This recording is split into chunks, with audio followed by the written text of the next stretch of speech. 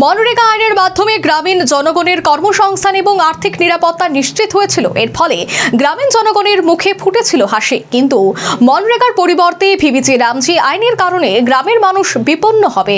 গ্রামের গরিব মানুষের পেটে লাথি এবং মুখে গ্রাস কেড়ে নিয়েছে বিজেপি। বক্তা কংগ্রেস বিধায়ক বীরজিৎ সিনহার। গ্রামীণ জনগণের কর্মসংস্থান ও আর্থিক নিরাপত্তা নিশ্চিত করতে কেন্দ্রে কংগ্রেস সরকারের আমলে চালু হওয়া MGNREGA প্রকল্পের নাম পরিবর্তন নিয়ে তীব্র আপত্তি জানালো কংগ্রেস। এই নাম পরিবর্তনের মাধ্যমে প্রকল্পটির মৌলিক ভাবনা ও অধিকারকে ক্ষুণ্ণ করা হচ্ছে, এই অভিযোগ তুলে কংগ্রেস নেতৃত্ব। এই ইস্যুতে কৈলাসহর জেলা কংগ্রেস ভবনে এক সাংবাদিক সম্মেলনের আয়োজন করা হয়। সম্মেলনে উপস্থিত ছিলেন পরিষদীয় দলনেতা তথা স্থানীয় বিধায়ক বীরজিৎ সিনহা, জেলা কংগ্রেস সভাপতি মোহাম্মদ বদরুজ্জামান, কংগ্রেস নেতৃত্ব রুদ্রেন্দু ভট্টাচার্য, রুনু মিয়া সহ অন্যান্যরা। এদিন বিধায়ক বীরজিৎ সিনহা MGNREGA শুধুমাত্র একটি প্রকল্প নয়, এটি গ্রামীণ মানুষের অধিকার। রাজনৈতিক উদ্দেশ্যে প্রকল্পের নাম পরিবর্তন করে তার গুরুত্ব ও প্রভাব কমানোর চেষ্টা করা হচ্ছে। এর ফলে গ্রামীণ শ্রমজীবী মানুষের ন্যায্য সুযোগ সুবিধা বাধাগ্রস্ত হচ্ছে।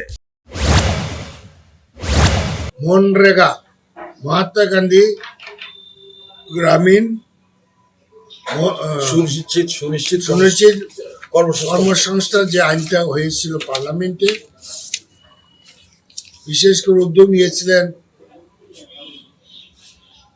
পার্লামেন্টের চেয়ারপারসন ইউপিএ গভর্নমেন্টের শ্রীমতী সোনিয়া গান্ধী এবং প্রধানমন্ত্রী ডক্টর মনমোহন সিং।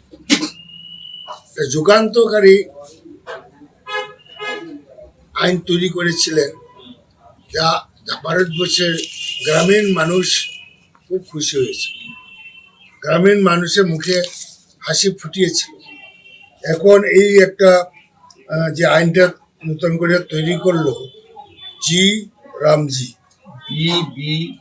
যাই হোক জি রামজি, এটাতে ভারতবর্ষের গ্রামে বসবাসকারী যারা শ্রমিক শ্রেণী, গরিব শ্রেণী মানুষ, তারা বিপন্ন হবে।